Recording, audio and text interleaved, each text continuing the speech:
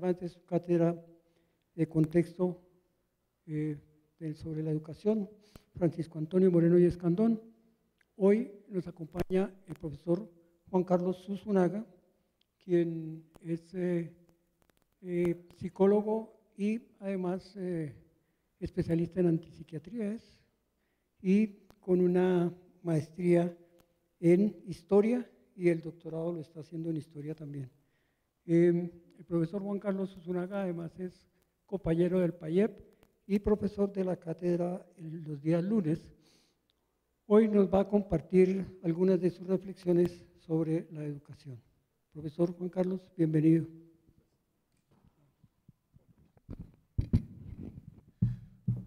Muchas gracias, compañeros. Voy a afinar un poquito la presentación, no por el título, sino por el recorrido que tengo en la experiencia, ¿no? O sea, soy psicólogo clínico en la Nacional, soy psicoanalista formado de manera paralela y tengo un magíster en Ciencias Sociales con énfasis en psicoanálisis de la de Antioquia, candidato a doctor de Historia en la Universidad Nacional y candidato a doctor al doctorado de psicoanálisis en la Universidad de Antioquia. No es por el título, sino hay una experiencia allí en dos vías.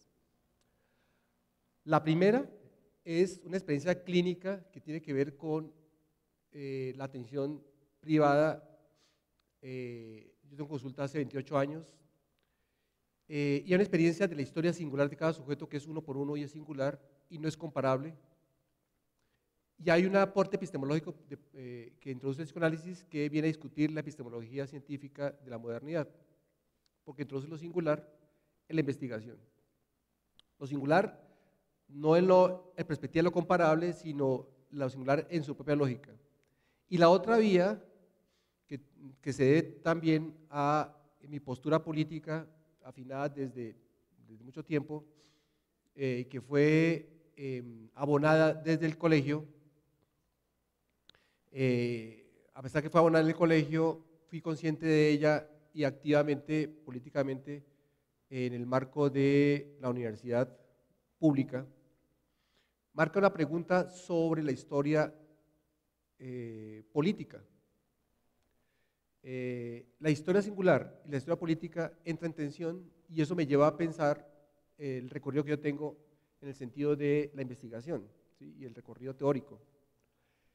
Este recorrido teórico me llevó a encontrarme con pensadores como Martin Heidegger, afinar a Karl Marx y estudiar fundamentos de griego. Pero con la pesquisa de entender lo fundamental de los significantes de las palabras o conceptos o nociones que aparecen en una época y tratar de lo posible de no utilizarlas de manera anacrónica, sino entender el fundamento mismo de la palabra en su época para entender el sentido de aquello que se pierde en la historia. Digo esto ¿por qué? Porque hoy, si bien la charla se llama Educación, Política y Escuela, fundamentalmente voy a hablar sobre la formación de la escuela. ¿Listo? Entonces voy...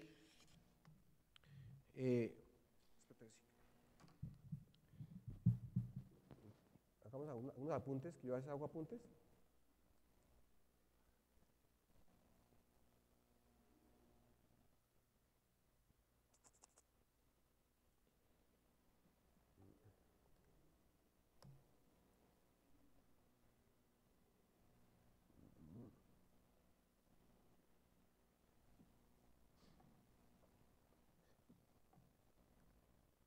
Espero al menos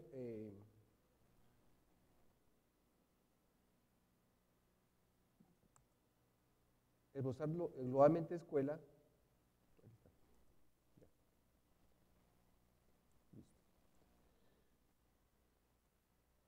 Infortunadamente la tecnología digital no funciona esto.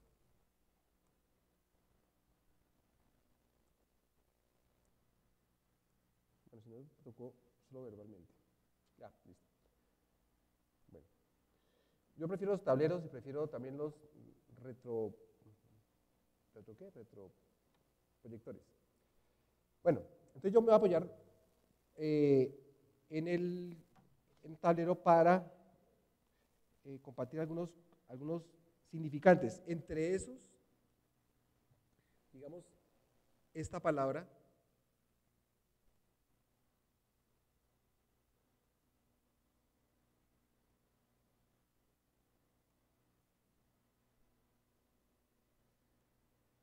esjolí. Esjolí es una palabra griega de donde deriva la palabra escuela. Digamos que, pongamos acá, esjolí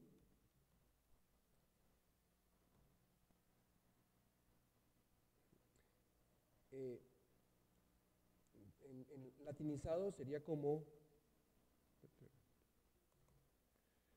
se pronunciaría como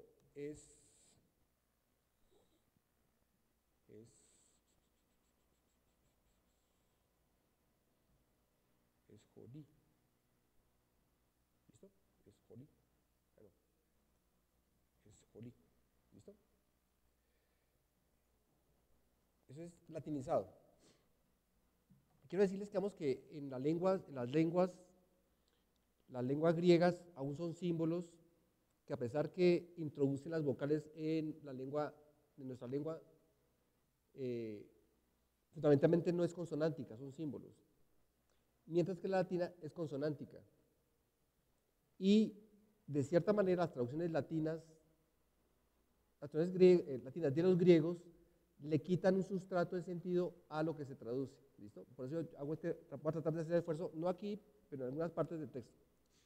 Entonces, esjolí significa fundamentalmente ocio. ¿Listo? Eso significa ocio. Ocio en el sentido de descanso, en el sentido de que hay un espacio de no trabajo, digamos. ¿Sí?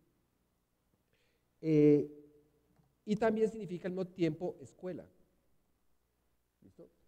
Y es entendible que el ocio está asociado a la escuela, porque para estudiar implica tener tiempo para dedicarse a estudiar. Muchos de nosotros hemos tenido ese problema cuando estamos estudiando. En tanto que no tenemos las condiciones materiales de existencia garantizadas, tenemos que trabajar y al mismo tiempo estudiar. Y por tanto, ese ocio se llena de contenidos, quizá desplazando la posibilidad de poder estudiar tranquilamente o dedicarse uno a pensar. Algunos llaman el ocio productivo, creo que es, pero el adjetivo sobra. ¿Sí? Mucha gente, el capitalismo ha pretendido que lo que existe debe producir, y el ocio no tiene por qué producir. El ocio es creador en tanto que hay un silencio, un vacío, donde hay preguntas, hay inquietudes, ¿no? Entonces, partamos de eso. Entonces, yo voy a tratar de glosar o explorar este asunto a partir de los griegos. Usted dirá, ¿por qué griegos? Infortunadamente, hace casi 600 años, las invasiones españolas, francesas, inglesas, sobre todo las españolas, rompieron la tranquilidad del mundo precolombino e infortunadamente mutilaron la historia de lo que fue después América y sustituyeron la historia precolombina por la historia occidental. Infortunadamente, pero contradictoriamente, afortunadamente, no se termina. ¿Sí? Es decir, nosotros no estuviéramos hablando castellano si no hubiera habido esas invasiones. Y la lengua misma muestra precisamente el exterminio y el genocidio de la población indígena en América. En el siglo XVI y XVII hubo prácticamente el exterminio del 90% de la población indígena. Algunos dicen que el 70%, pero son muchos. ¿Listo? De 90 millones de personas, tan solo sobreviven 10 millones, y esos 10 millones van a diezmarse hasta el día de hoy. ¿Listo? Pero no solo es el genocidio, sino se le quita la lengua, se le quita sus creencias y se impone o se instala un pensamiento occidental. En ese pensamiento occidental va el pensamiento griego y el pensamiento latino. ¿Sí? Por eso si necesitamos entender nuestra época, necesitamos entender lo que nos funda, que a pesar de ser luctuoso, la muerte nos funda y la violencia nos funda, pero es nuestra fundación, ¿sí? No para acomodar, sino para saber de ella, para poder transformarla. No podemos transformarla sin conocerla, porque si uno no conoce la historia, así no tenga buena pretensión, la va a repetir, la va a mejorar, ¿sí? Por ejemplo, es una crítica que yo hago con respecto a la llamada etnoeducación, que teóricamente sería la reivindicación de las lenguas y la historia indígena, y es la posibilidad de que perviva. Pero si yo no conozco el fundamento epistemológico del mundo occidental y no conozco el fundamento mismo de una sociedad capitalista, la pretensión de educación se convierte en lo contrario, es decir, la posibilidad de seguir colonizando mediante la lengua de los pueblos, la manera de occidentalizar esos pueblos. ¿Sí? La educación en este momento está matando a las poblaciones. La está matando porque está matando la tradición oral y está introduciendo la historia escrita. Y debe ser lo contrario. La tradición oral debe ser divulgada en el mundo occidental y no la historia escrita en el mundo ancestral. Y por eso yo recurro usualmente a tratar de entender qué fue lo que pasó, qué sostiene, qué se queda y qué sigue. Porque fundamentalmente son occidentales, no obstante las teorías decoloniales. Y las tendencias en este momento de las diferencias que no se piensan de una manera clara y terminan repitiendo el capitalismo y terminan haciendo de la sociedad una suerte de fragmentos de campos de objetos dispuestos al mercado. ¿Listo? Entonces, contrario a lo que piensan algunos estudiosos,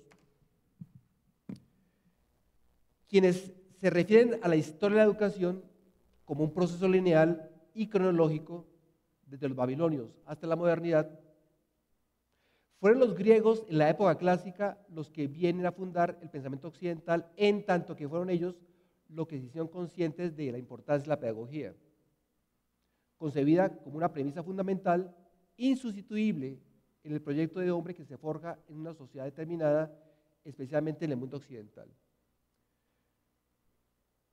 Es necesario notar que la pedagogía en el pensamiento griego clásico, voy a tratar de, yo siempre lo hago, yo lo hice aquí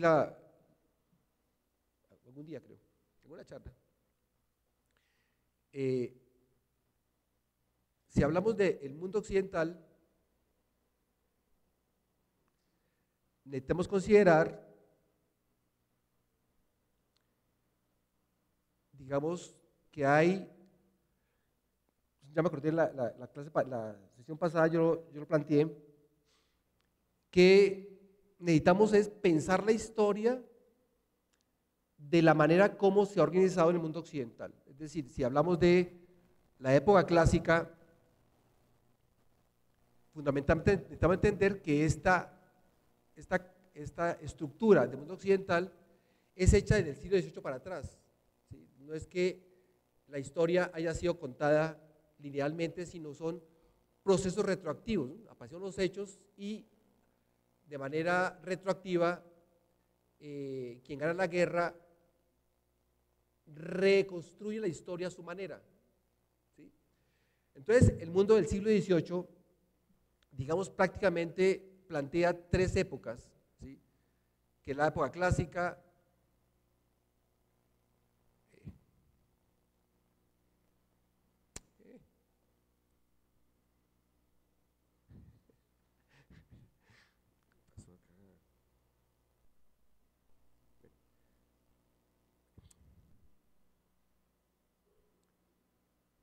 me está tomando el pelo, no, se fue la red. Bueno, cuando se va a la red no deja trabajar, ¿sí? Bueno, entonces tres épocas, ¿no? La primera época, la época clásica, el siglo V antes de nuestra era, hasta el siglo V después de nuestra era. Repito, referentes, la filosofía griega, Platón, Aristóteles, hasta la caída del Imperio Romano, ¿sí? El siglo V después de nuestra era, hasta el siglo XV, de la caída del Imperio Romano a la caída de Constantinopla, vendría a marcarse la Edad Media. Y en el marco de la Edad Media se pueden plantear dos grandes periodos, a pesar que hay unos que plantean que son tres o cuatro, pero yo prefiero plantearlos como dos, ¿sí? La alta Edad Media y la baja Edad Media. La alta Edad Media en el siglo V y declina más o menos siglo XI, y la baja Edad Media viene a ser la declinación de la Edad Media, pero la más rica.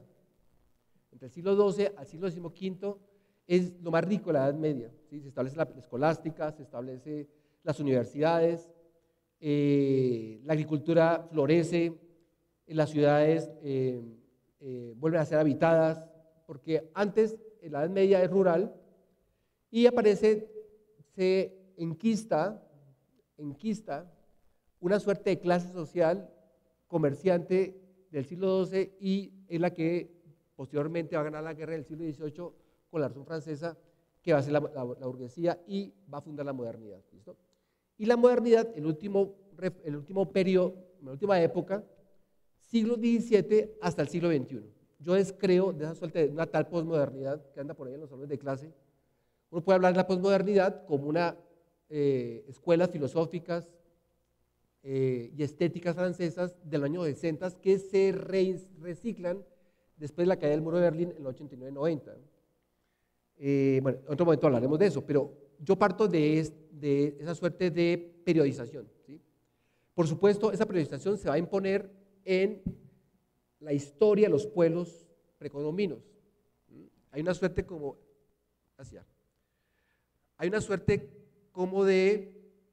pongámosla aquí abajito, los pueblos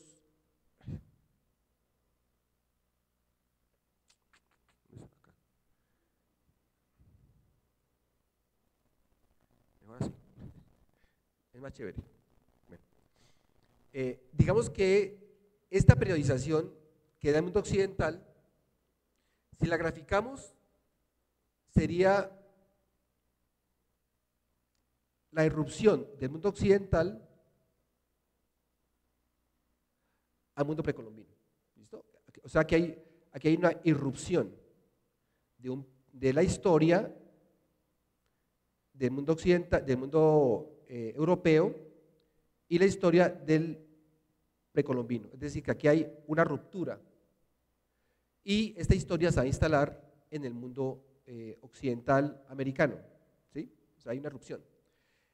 Hay otra irrupción, la irrupción de los pueblos árabes, ¿sí?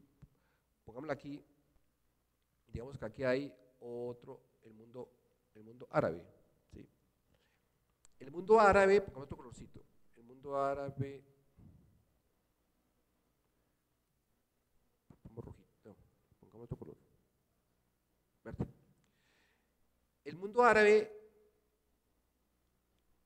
va a salvar el pensamiento griego. ¿Cuándo? En la inclinación del pensamiento griego en el siglo II, antes de nuestra era. Es decir, en este momento, este siglo I, aquí aparece Cristo, en el siglo V al siglo II, en la época helenística griega, Grecia declina. Y al declinar, el pensamiento griego es salvaguardado por los árabes. Y este pensamiento garantizará el retorno de Grecia en el siglo XII. Porque aquí, pongamos otro colorcito, ¿por qué? Porque aquí aparece Roma y aquí declina Roma. Este florecer romano es el que permite o el que aplasta un poco el pensamiento griego en la época helenística. O sea, aquí son cortes, la historia no son líneas, sino son cortes, empalmes, y quien escribe la historia es la que gana la historia, ¿sí? Bueno,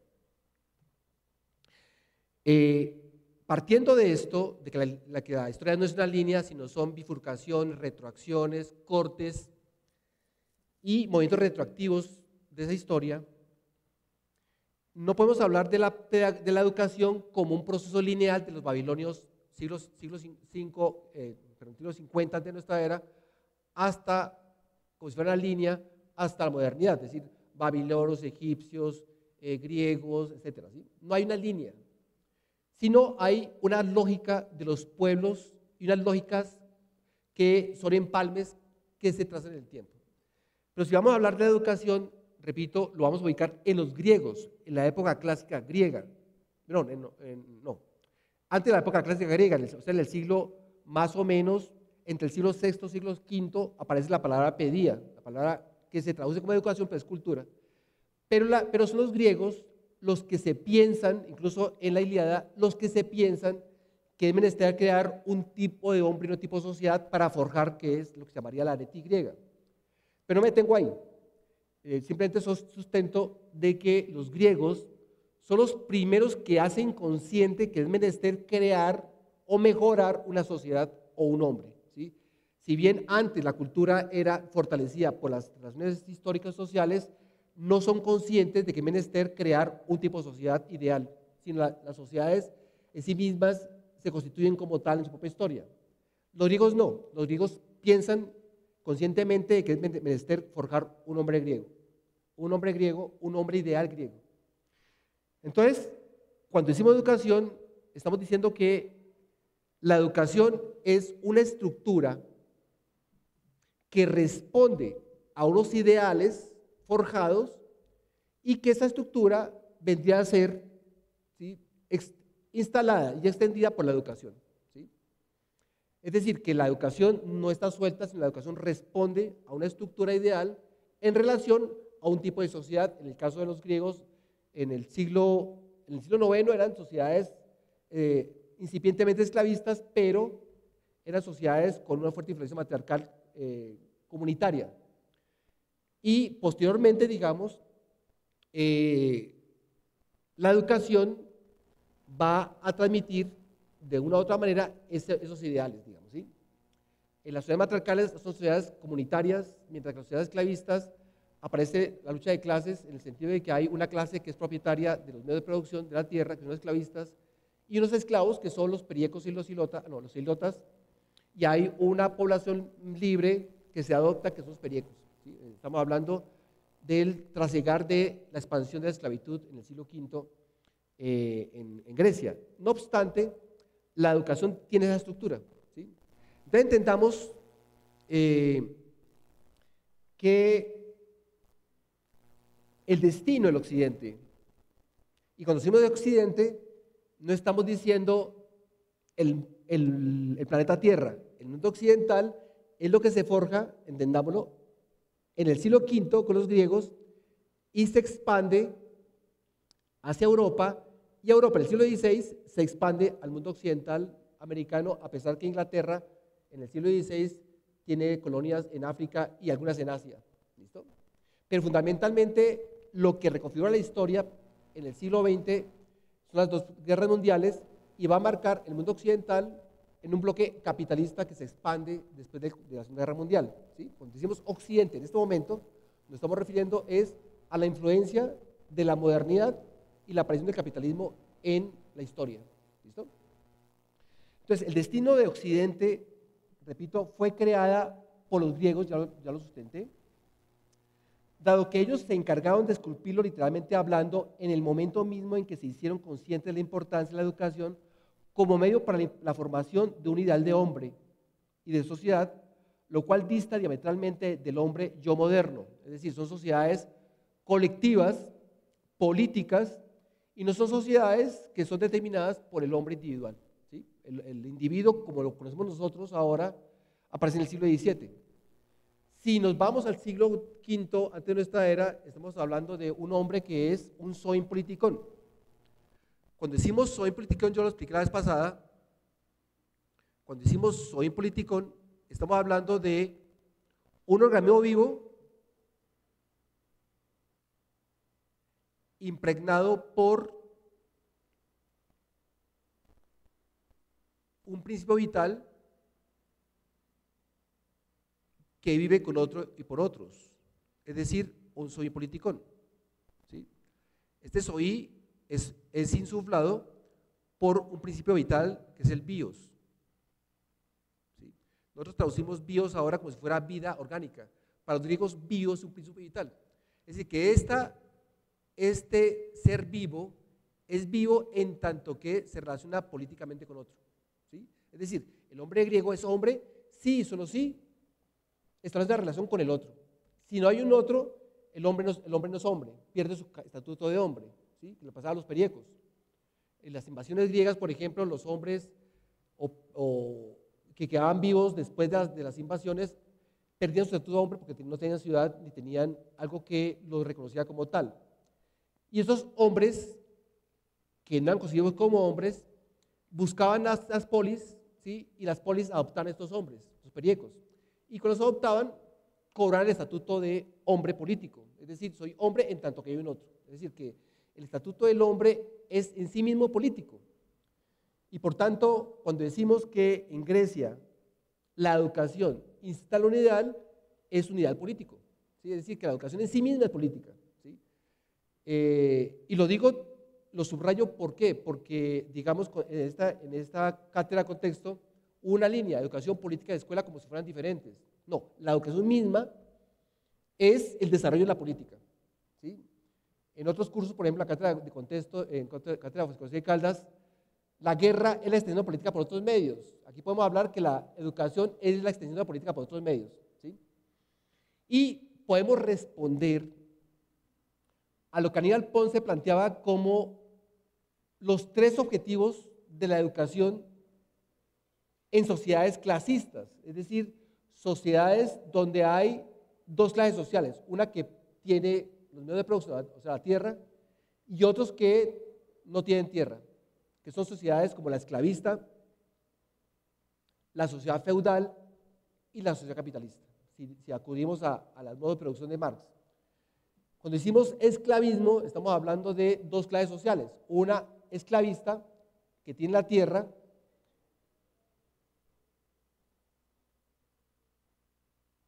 y que establece una relación con un otro sometido, el esclavo, que establece una relación social con el esclavista y no tiene tierra, ¿sí? Y establece una relación social, que es la esclavitud, es decir, que el esclavo se subsume a los idearios del esclavista mediante la educación, ¿listo?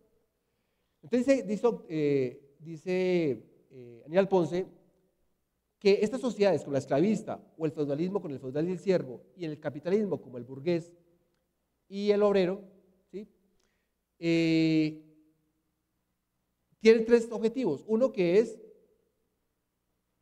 hacer creer que la única historia que existe es la historia de las clases dominantes. Es decir, que la única historia es la historia que se divulga y se extiende a partir de la educación derivada de la estructura de una sociedad pensada de aquellos que tienen la tierra. ¿Listo?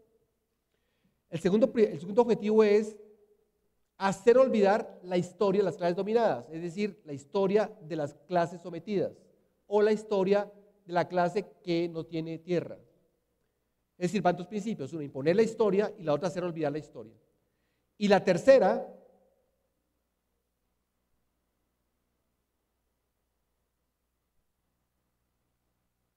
es evitar rebeliones. Es decir, que la educación lo que construye es una estructura para mantener el statu quo, no para transgredirlo, sino para mejorarlo. ¿Listo? En consecuencia, si hablamos de sociedades, ¿les puedo pedir un favor? ¿Pueden hacer silencio? Es molesto.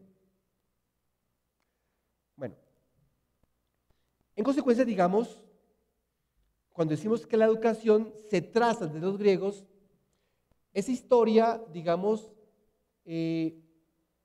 va a tener unos giros, depende de los idearios de cada época, de cada sociedad.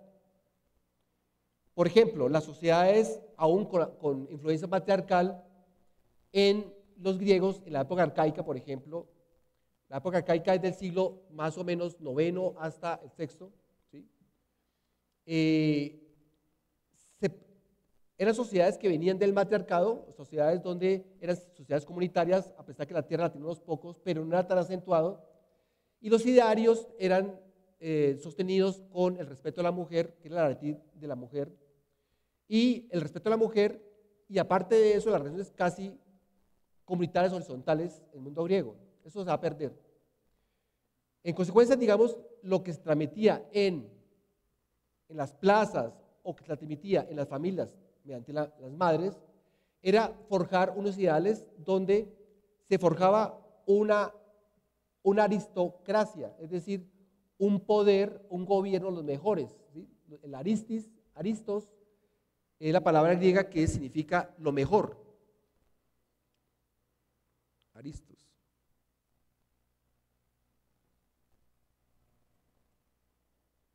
La aristía es lo mejor. Y el sujeto es Aristos. Esta palabra se va a desfigurar después de la Edad Media, pero Aristos es lo mejor. Cuando decimos aristocracia, estamos diciendo que es el gobierno de los mejores. Y los mejores son aquellos que en sí mismos no son ideales, sino alcanzan, persiguen un ideal. Es decir, no porque nazca en buena cuna o una cuna noble, son mejores. No, son mejores si alcanzan unos idearios de la época. En el caso de la Ilíada, la aretí es ser, mediante la guerra, alcanzar lo mejor para el pueblo. ¿Sí? En el caso, por ejemplo, de la teogonía, la aretí es la justicia. ¿Sí? Es decir, que los campesinos, por ejemplo, hacen sus relaciones sociales tratando de ser los mejores en términos de la justicia, a pesar de la injusticia que había de la tierra, por ejemplo. ¿Sí? En el mundo espartano, por ejemplo, más tardío, en el siglo VI, que aún es matriarcal, la aretí es el hombre guerrero como político. Implicaba que el hombre guerrero se destinaba a su tierra y defendía la tierra en la guerra. Es decir, que esa dimensión de aretí es un ideal que se transmite mediante las relaciones sociales y mediante la educación.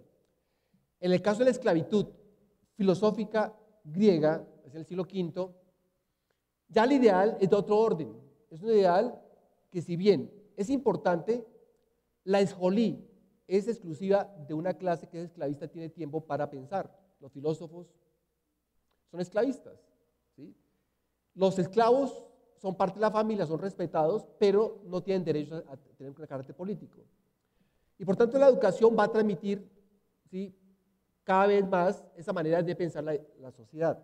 Los romanos, por ejemplo, en el marco del siglo V, en la República, al siglo I y después el Imperio Romano, la educación va a ser desfigurada y no va a ser tan impecable como los griegos.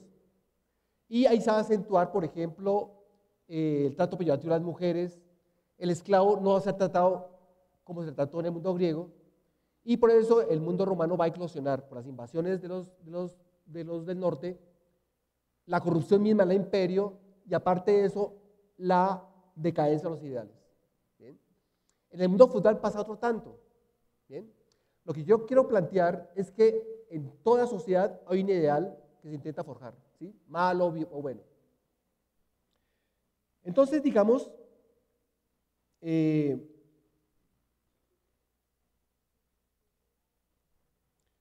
cuando decimos escuela, y que viene, ya dije que viene del griego escolí, el ocio para los griegos de la época clásica, o sea, el siglo V, está asociado al hecho de parar o cesar, en el sentido de estar desocupado para disponer del tiempo para uno mismo, lo que implicaba tener derecho a la posibilidad de gozar de la tranquilidad y contemplación.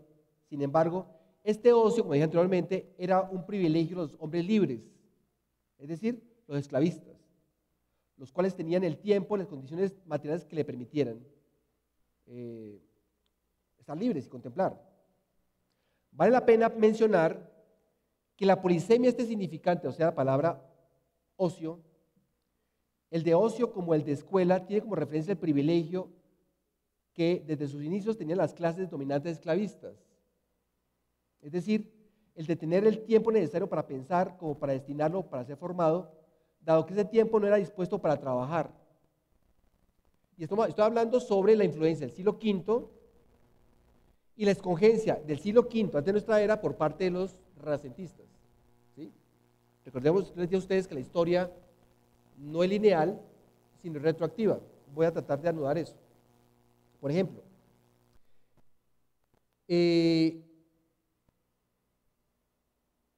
como les dije anteriormente, ¿sí?, la Confederación griega tiene dos decadencias, ¿sí? Una que es la del siglo V, que es posterior a la guerra de Peloponeso, y la otra es en el marco de después de Alejandro Magno, ¿sí? Cuando declina lo logrado por Alejandro Magno.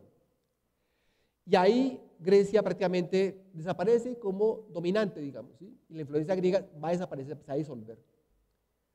Como dije anteriormente, los textos griegos de la filosofía y la ciencia van a ser salvaguardados por los árabes, ¿sí? Porque después del siglo II la influencia es romana. Y los romanos, la filosofía no era muy buena. Algunos dicen que había más filosofía en una página de Aristóteles que en toda la obra de Cicerón. Lo que introducen los romanos, más que una filosofía, introducen una suerte de cuestiones del derecho en términos morales, ¿sí? Por tanto, Roma no es fuerte filosóficamente, no es fuerte, a pesar de Agustín, a pesar de Cicerón, a pesar de los neoplatónicos. ¿Bien? Estamos hablando del siglo segundo hasta el sexto. ¿Bien? Y lo poco que hubo, por ejemplo, el Timeo de Platón, que fue transmitido por San Agustín, era para sustentar que Dios es el demiurgo, pero no había más filosofía. La pregunta es, ¿por qué los griegos perviven?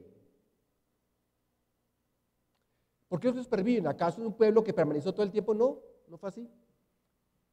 Sino que los árabes desarrollaron, por fuera del mundo europeo, desarrollaron la ciencia, la filosofía griega hasta el siglo XII. Y el siglo XII entra a Europa. ¿Cómo entra a Europa? Por medio de las cruzadas. ¿Sí? Las cruzadas se desarrollan en Europa, pasan por el mundo oriental, pasan por el Peloponeso, el Medio Oriente, hacia el norte de África. ¿Listo? Es para tratar de tomar lo que ahora está en disputa, ¿no? En este momento Irán e Israel están en disputa, ¿no? Y están en la misma zona del Medio Oriente y hay bombardeos en Tel Aviv y en Jerusalén. ¿Listo? O sea, esa historia nuestra ahora se remonta también hasta allá. Pero mientras que los cruzados iban invadiendo el mundo árabe, los árabes tenían dominio de España, de la península ibérica. Y mientras que los árabes entraban por este lado, el pensamiento árabe entraba por el mundo occidental. Y el clero, la iglesia, los regulares, para sofocar la incidencia de los árabes, monopolizaban los textos árabes que eran griegos, egipcios, etc. Los monopolizaban, los traducían, los escribían y los guardaban en las bibliotecas, en las abadías, en los monasterios, ¿no? Y ahí no salían. Solo tenían acceso a esos documentos los regulares, o sea, los de la iglesia, que van a las universidades, y los burgueses que entran en el siglo XII a la Universidad de París y la Universidad de Bolonia. Del siglo XII al siglo XVI, la burguesía tiene acceso a esos textos. Y la burguesía, entre esos textos, encuentra textos griegos como el de Platón y Aristóteles. Y esos textos van a influenciar al credo cristiano a partir de la filosofía aristotélica. Es decir, que hay una suerte de retorno de la filosofía griega en el siglo XII por la aparición de Aristóteles en las bibliotecas de las abadías y los monasterios, ¿sí? Pero no todo entra, no todos los griegos entran en la educación de la escolástica, no entra todo. Por ejemplo, es un ejemplo, el concepto de democracia. El concepto de democracia está en un texto de Tucídides, en la oración fúnebre a Pericles, en la Atenas esclavista, siglo V, IV. ¿Listo? Y ese concepto de democracia se recoge en esos siglos, en el siglo XIV, XV y XVI. Pero no se recoge, por ejemplo, la política espartana. ¿Por qué no se recoge la política espartana? ¿Por qué perdura la democracia esclavista? ¿Sí? No es natural, es elegido. ¿Quién lo eligió? Los comerciantes. ¿Quiénes son los comerciantes? Los burgueses. Y la expansión del pensamiento humanista de Italia hacia el resto del mundo europeo, en el siglo XVI. El humanismo irradia, en el siglo XVI, XIV, XV y XVI, irradia de Italia hacia el norte. Irradia Inglaterra con la ilustración inglesa en el siglo XVII, irradia al siglo XVIII en la ilustración francesa, pero eso viene desde el sur de Italia. O sea, el humanismo italiano, la ilustración inglesa, la ilustración francesa, en 3 siglos. Pero fundamentalmente lo que se escoge en los textos es lo que le interesa a los comerciantes, a los intelectuales italianos y comerciantes, los burgueses, que se están expandiendo en las ciudades. O sea, no todo lo griego permanece. ¿Listo? Bueno, entonces digamos que la educación no es aséptica, sino la educación tiene unos giros, unas escogencias de unos temas derivados de aquellos que tienen dominio y son clases dominantes. En el caso de los griegos, los esclavistas, en el caso de los feudales, en el caso del feudalismo, los feudales, pero los feudales había dos dimensiones, los feudales laicos y los regulares.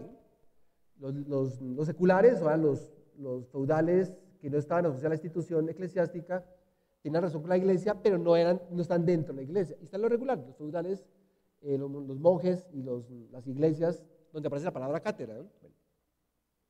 Pero digamos que es esa clase media, intermedia, burguesa, es la que va a sacar los griegos de las bibliotecas, de los monasterios, las iglesias, las unidades, perdón, y lo va a sacar y después va a eclosionar en la ilustración del siglo XVIII con los enciclopedistas, ¿no? Bueno. Pero no todo se publica ni no todo se lee. Hay anales, hay archivos que no se leen y quedan en la oscuridad de las bibliotecas, ¿no? Entonces, vuelvo y repito, ¿no? Contrario a las clases dominadas, los esclavos, decían los esclavistas, ¿no? Repito aparte.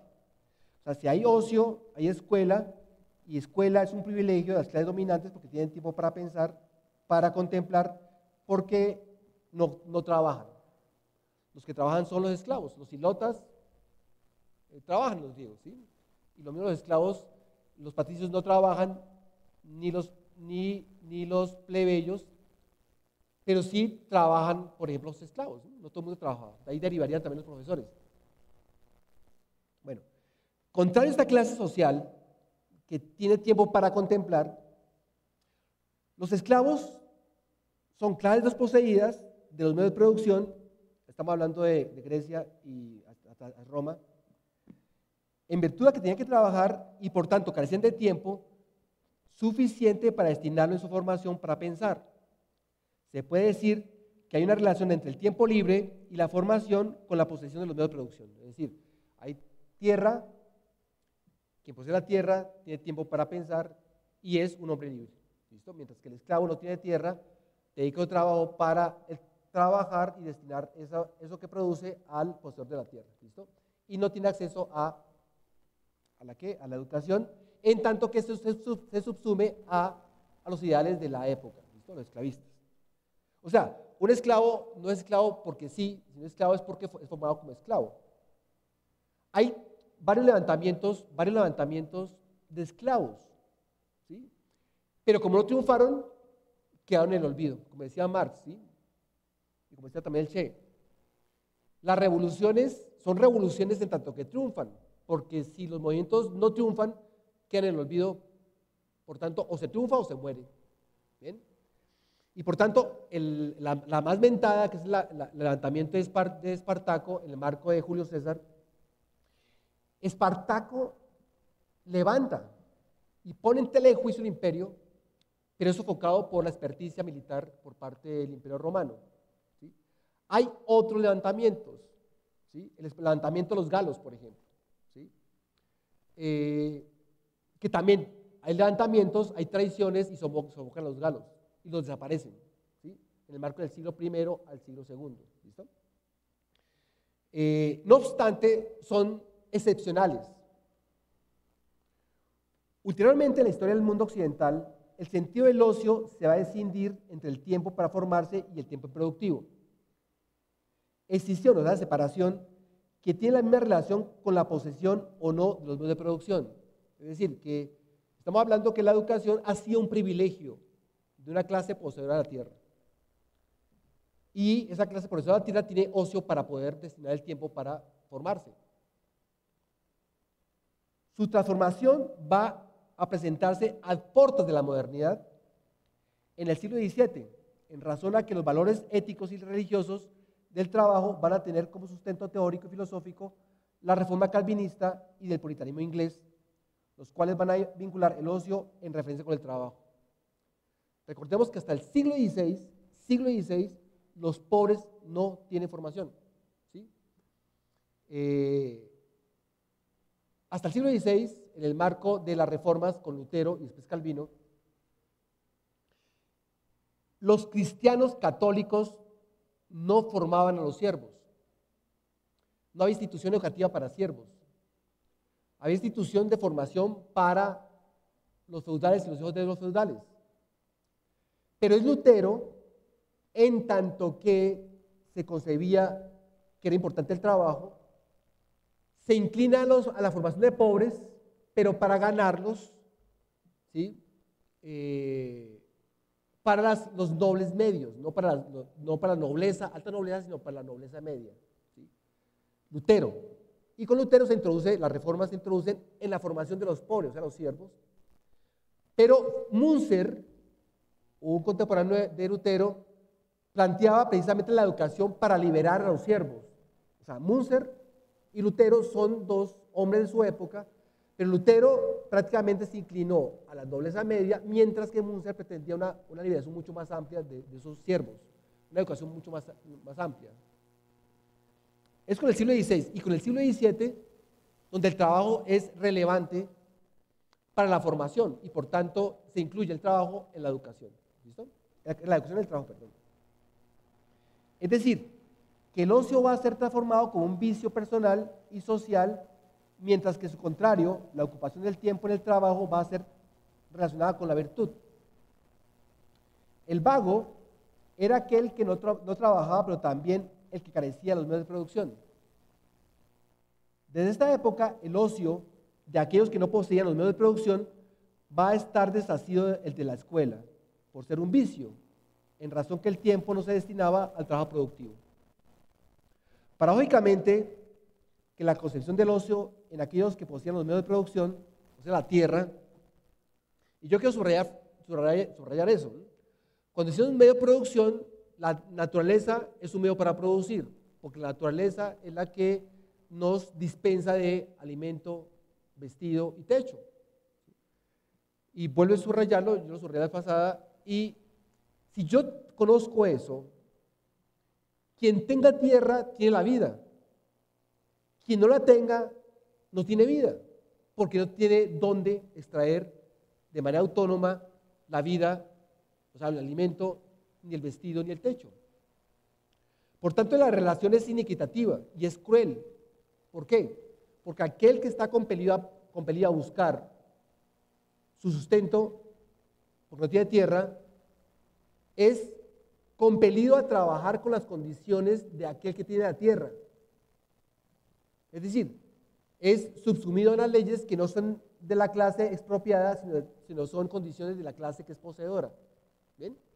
Y por tanto, las leyes del trabajo benefician al poseedor de la tierra y desbenefician a el que no tiene. Y la producción de ese que no tiene, ¿sí?, va destinada a aquel que tiene la tierra. Por tanto, es una relación cruel. ¿Bien?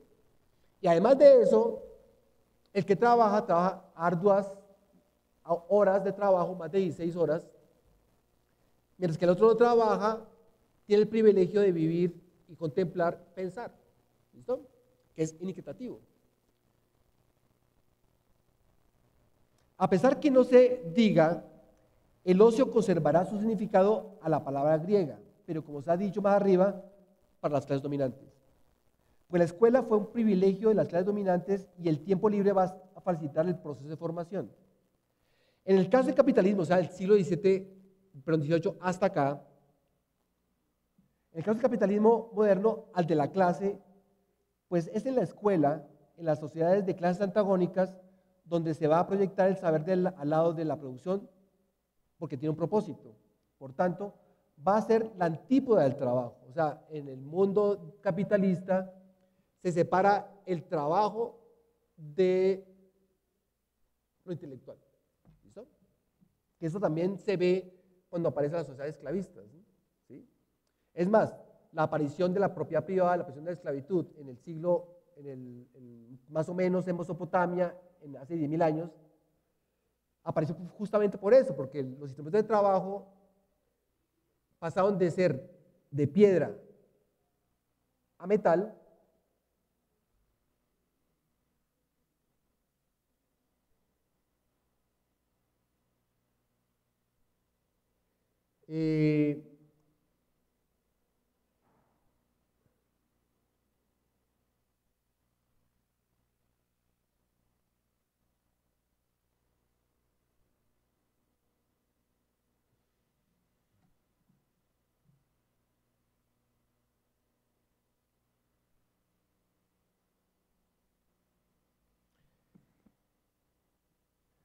el trabajo no es tan arduo con el metal, porque el metal es más liviano que la piedra.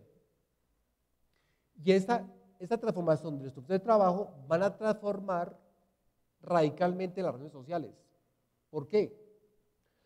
Porque la producción de los alimentos en las labranzas, por ejemplo, son mucho más rápidas y la producción es mayor, pero no se planifica, se pierde, pero hay una mayor producción. Y las sociedades matriarcales tienen que pensar la manera como se administran los recursos, ¿sí? Y al planificarla, necesitan dividir el trabajo en los que planifican, piensan la administración de los recursos y aquellos que trabajan. En las sociedades matriarcales la relación es dialéctica todavía. Pero en el tiempo, en miles de años, los hijos que administran, los hijos que teorizan la naturaleza, los hijos que piensan, tienen ocio para pensar, porque se les dispensó de tiempo para eso, van a expropiar la tierra de los que trabajan. Y ahí aparecería, más o menos hace 10.000 años, en el Neolítico, aparecería las sociedades esclavistas. Y los intelectuales prácticamente son aquellos que van a expropiar a los trabajadores. ¿Listo? Fundamentalmente. Por tanto, desde ese tiempo, en las sociedades clasistas, hay una suerte como de separación entre el intelectual y el que trabaja. Es decir, nosotros aquí en la universidad creemos que vamos a progresar porque estudiamos. Vamos a progresar. Más de un estudiante dice, va a progresar. Todo el mundo cree que entrar a la universidad va a ser mejor y va a ser mejor que los otros.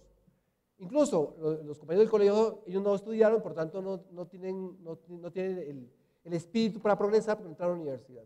¿Sí? Entonces hay una suerte como de distancia entre los intelectuales y los trabajadores, y en la vida cotidiana del capitalismo los intelectuales son mejor pagos que los trabajadores.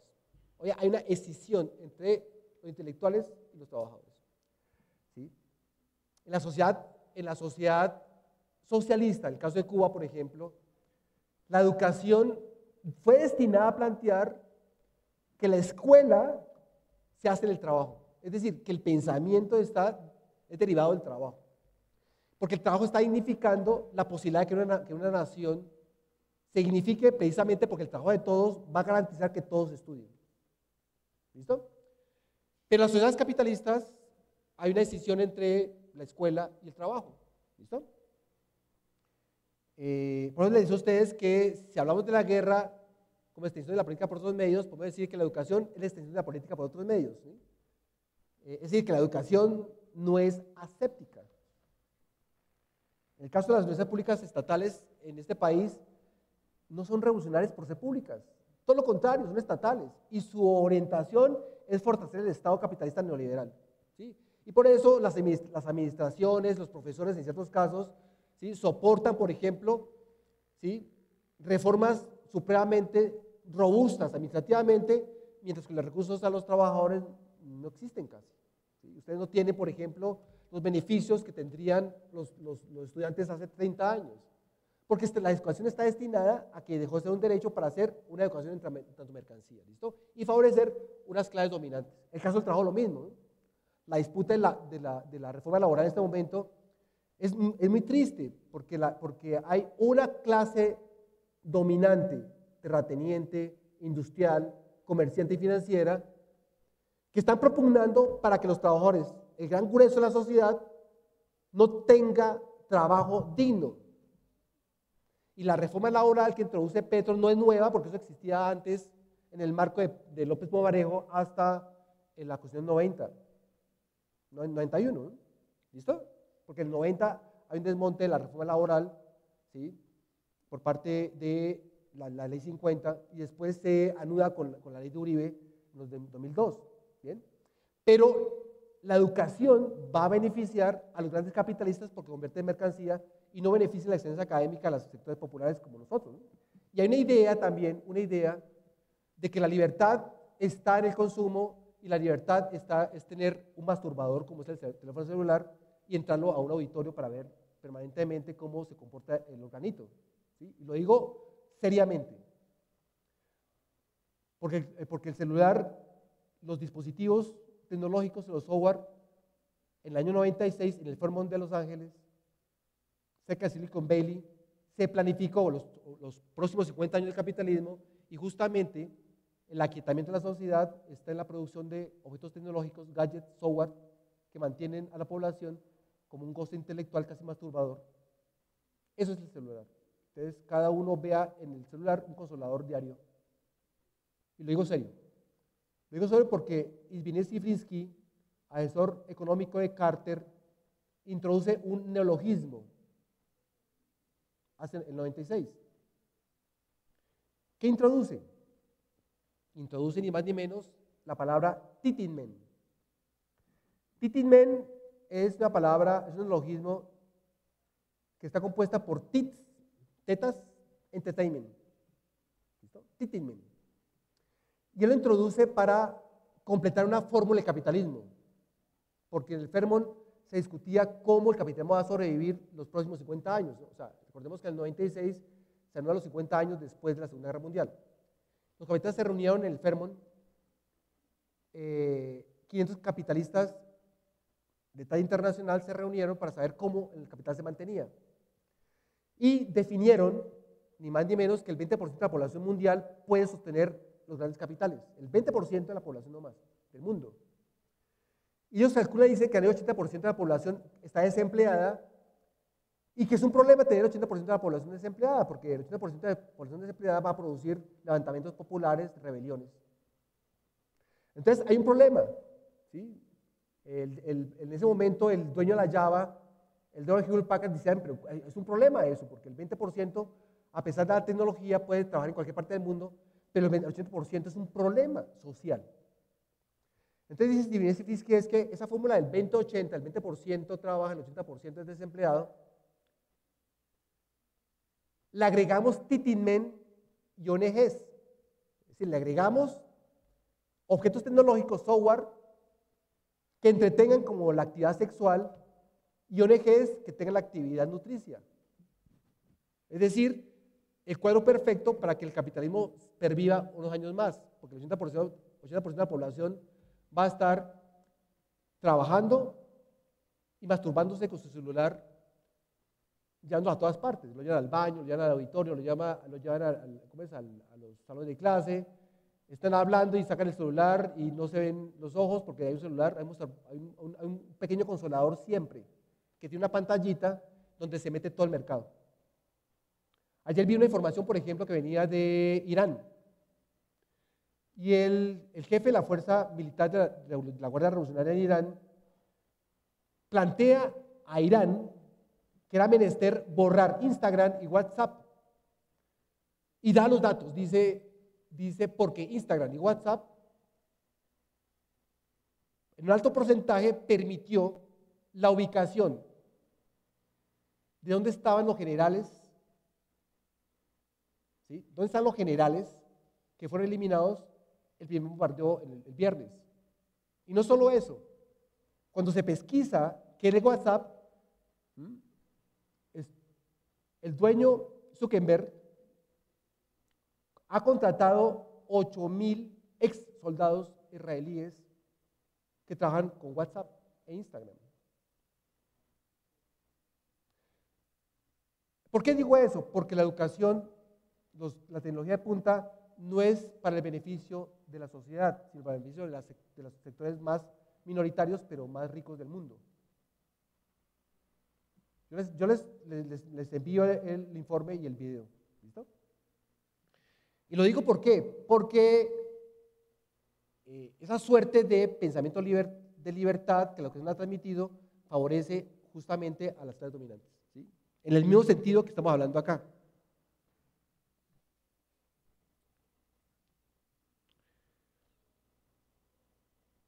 Repito, entonces yo me devuelvo al siglo XVIII otra vez. Como se dijo más arriba, entre el siglo XVI y el siglo XVIII, Renacimiento e inicios de la modernidad, el ocio se asoció a la inacción en el sentido del vagabundeo, a la pérdida de tiempo, dado que se empieza a relacionar el tiempo a la producción y al trabajo. Por tanto, todo aquel que no trabajara era confinado al hospital, como aquel lugar al que se recluían los que cometían el crimen de no trabajar. Hospital es una palabra, cuando escribimos hospital, es que seguir los céntimos de las palabras es chévere.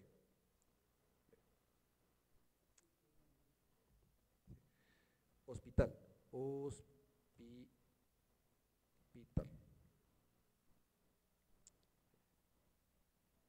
¿Listo? Esta palabra en el francés antiguo, no, en el francés moderno se escribe así.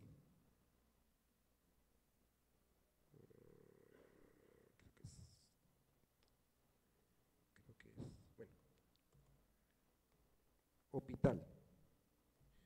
Y aquí tiene un circunflejo.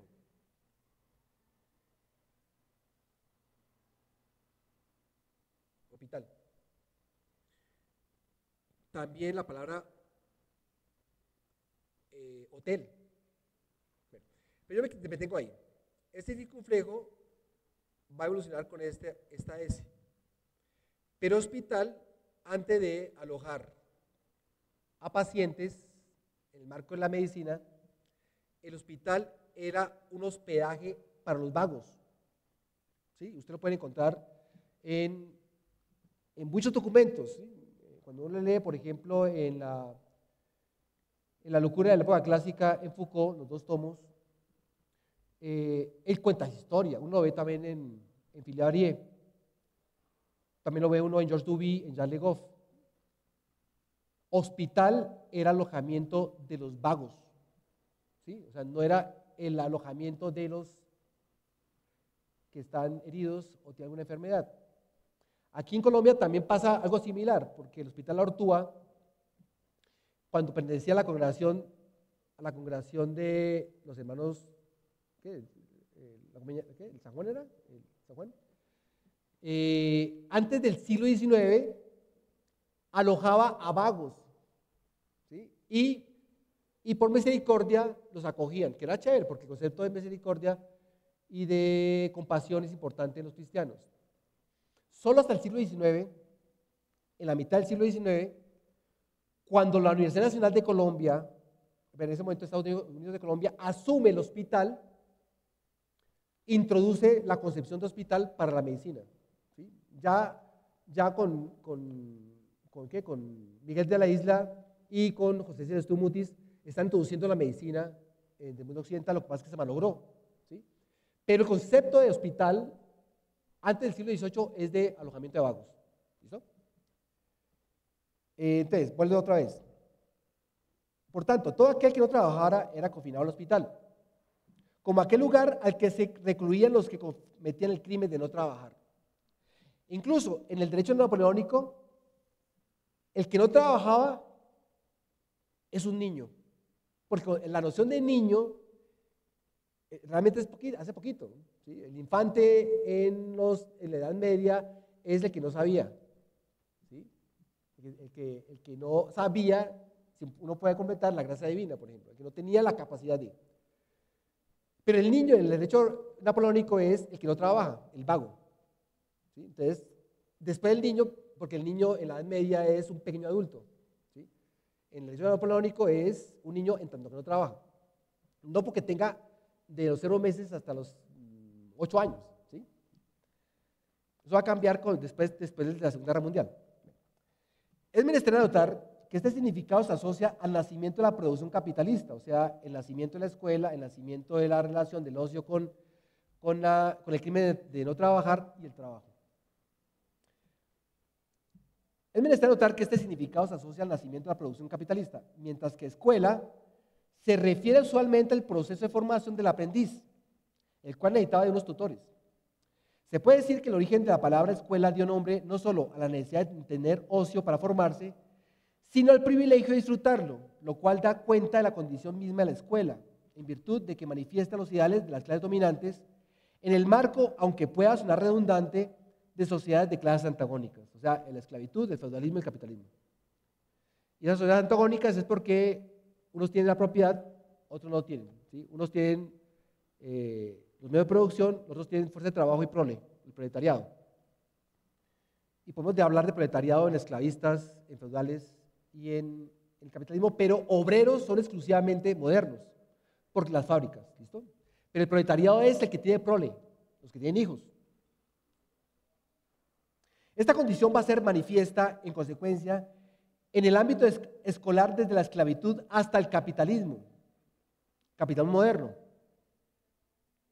En el caso de este último, se presenta la especialización de campos alrededor de la escuela, lo cual fragmentó su propósito en diversos objetos, llámese pensamiento, didáctica, pedagogía, educación.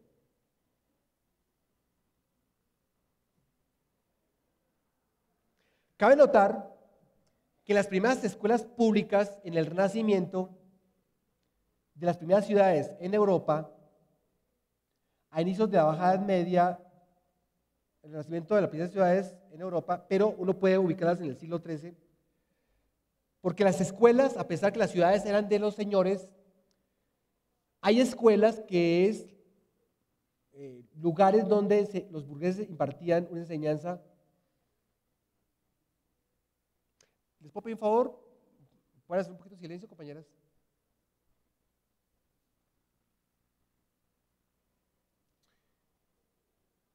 Entonces, siglo XIII, los que se formaban eran los hijos de los burgueses y comerciantes, de esa clase intermedia entre siervos y feudales. O sea, al principio de la Edad Media, la burguesía es una clase emergente, clase media emergente, digamos, ¿sí? Después se va a constituir como una clase que, en tanto que tiene poder adquisitivo, reta el poder de la iglesia y los feudales, ¿no? En el siglo XVIII.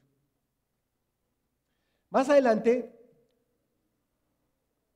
como leí anteriormente, con el Renacimiento, Lutero y Münzer, la escuela se imparte a los simples y los pobres. Esto permitió dividir las escuelas en dos, una para formar a los ociosos o aquellos que tienen privilegios, y dos para instruir en medio de tiempo a aquellos que disponían su vida al trabajo, o sea, aparece el tiempo y el medio tiempo. El tiempo completo a los que tienen los medios de producción y el medio tiempo a los que destinan su trabajo, medio tiempo para trabajar y otro medio tiempo para ser instruidos en el trabajo.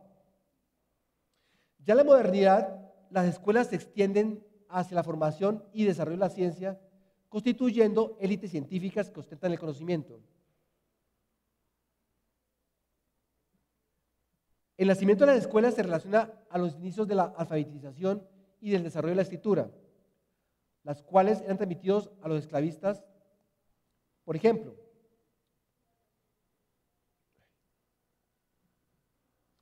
o sea, digamos, a pesar que hay unos cortes de la aparición de las instituciones de escuela, que uno puede ubicarle entre el siglo XVI y siglo XVIII, y está en el marco también de la aparición del Estado-Nación, y aparición también de la dimensión de los reformistas en el marco de las guerras de los 30 años, los 100 años, que son disputas, a pesar de ser entre católicos y reformistas, fundamentalmente hay una recomposición que se define en Austerlitz, que es lo que viene a ser Europa, y la definición de capitalismo posteriormente en el siglo XVIII.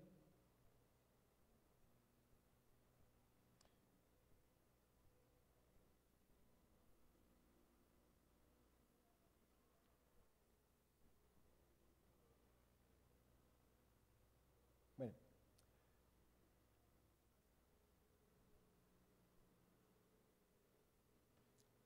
Digamos que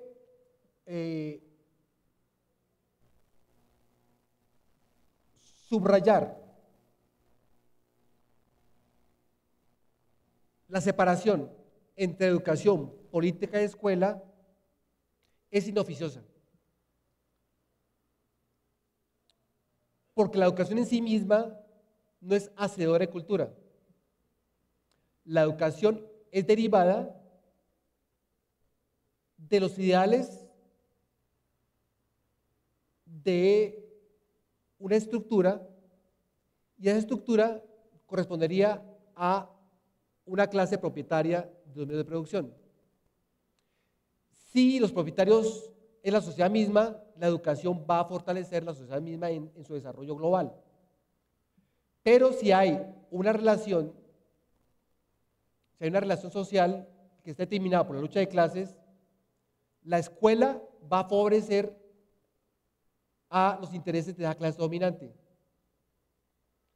Y por tanto, la escuela va a instalar, y la educación misma va a instalar una manera de crear un tipo de relación social. Por tanto, la escuela tiene carácter político, no es aséptica. Cuando uno escucha, por ejemplo, dicen, no, es que la escuela, la educación pública adoctrina. Sí, nosotros somos adoctrinadores, sí. Si yo voy a etimología de doctrina, doctrina es enseñar. ¿Sí? O sea, doctrina no es generar dogmas absolutos e inamovibles. No, la doctrina es la enseñanza. Doctrinari es enseñar. ¿Sí? Cuando decimos doctrinari es enseñar la Edad Media. Es decir, que las universidades, los colegios fundamentan su hacer en un campo doctrinal. El campo doctrinal tiene que ver con un ideal de la época en una sociedad determinada. ¿Listo? Entonces, cuando decimos, ya para terminar, porque realmente estoy cansado, o sea, me resulta muy nefasto escuchar la incesante diálogo de dos chicas al lado izquierdo superior del auditorio.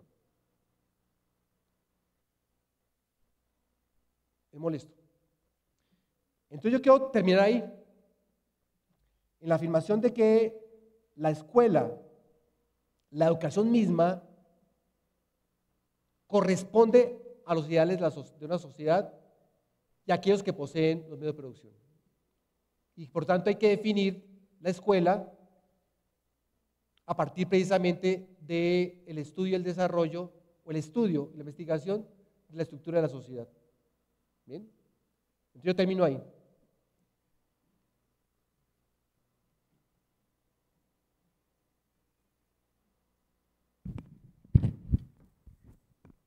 Gracias, profesor Juan Carlos Zuluaga, por sus aportes. Desafortunadamente, no es solamente a usted el que le fastidia la conversación, sino a nosotros también, ubicados allí, sentados, escuchamos el arrullo de esas dos voces. Me imagino que el resto de los compañeros también lo escuchará. El eco aquí es mayor porque la acústica del auditorio la da. Tres cosas, profe, una pregunta si me lo permite y si me la contesta, porque es que me queda en el aire un elemento súper importante en la mención del desarrollo de lo que es la escuela y sobre todo de lo que ha sido el desarrollo de la educación a nivel universal como un elemento que ha sido de utilidad para la humanidad, pero que también ha sido de utilidad para la dominación y para la preservación de lo que usted bien ha llamado esclavismo.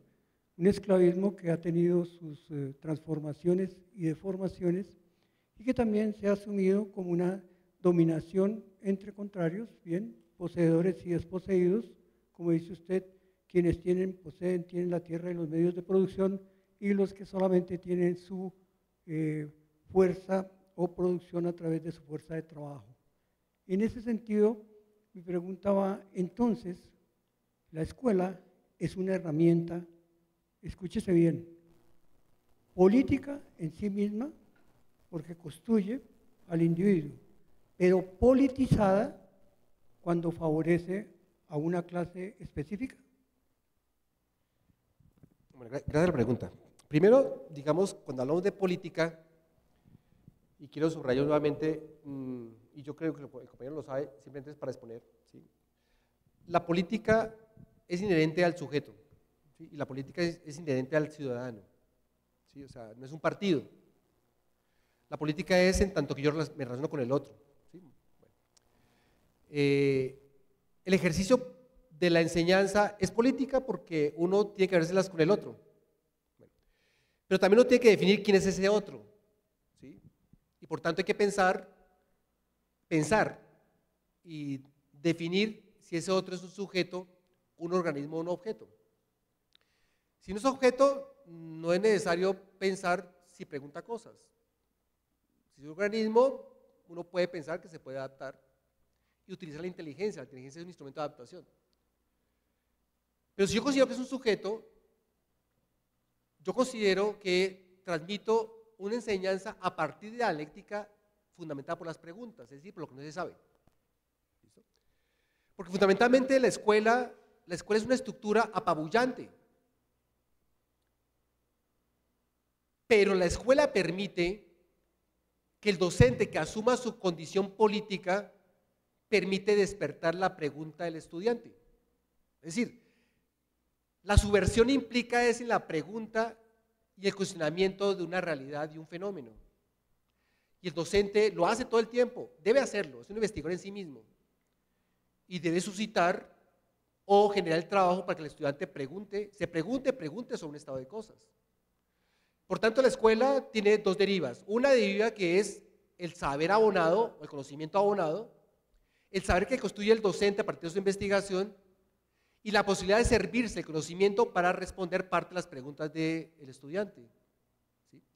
No es un respondedor de preguntas, sino el estudiante, el profesor es un hacedor de preguntas. Porque fundamentalmente es muy triste porque la educación debe formar, sí, pero la educación forma un tipo de educación partiendo de los pensum en los currícula, ¿sí? Porque hay un ministerio de educación y hay unos derroteros de vigilancia de la educación. ¿Sí?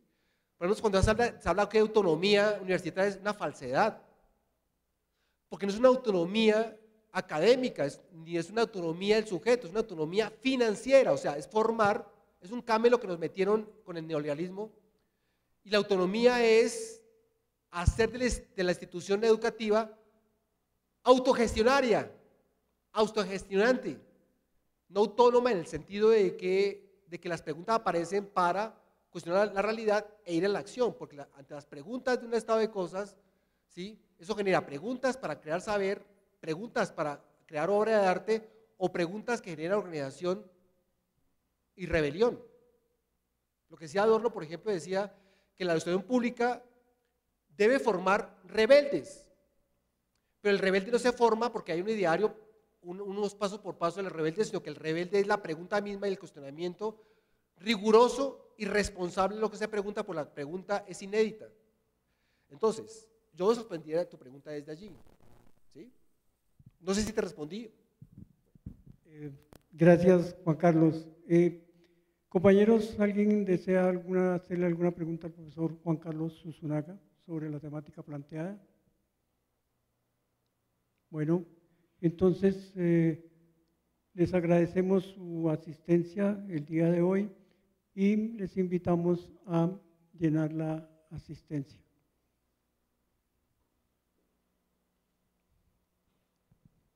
Compañera, ¿tiene alguna información sobre el parcial? Compañeros, y no sobra decir que las rebeliones, los movimientos sociales son sin permiso. Y quiero decirlo públicamente, la canallada institucional se ha inventado el permiso académico. Y el permiso académico es quitarle la posibilidad de que el estudiante se pregunte y quitarle que tome una decisión sobre su quehacer político. Es una canallada que se inventaron hace 10 años, 15 años, el permiso académico, que tanto profesores y estudiantes utilizan para responder a unos idearios. Uno debe rebelarse sin permiso, uno debe organizarse sin permiso. Los paros son sin permiso porque las rebeliones van más allá de un status quo. Es una canallada el permiso académico. Buenos días, para comentarles que el examen final está programado para el 3 y el 7, correspondiente a su sesión. Esperen, reviso las fechas, calendario. Para ustedes sería el jueves 3 de julio, para que estén pendientes de la plataforma. Y a los que no presentaron este segundo parcial, el día de hoy está habilitado de 10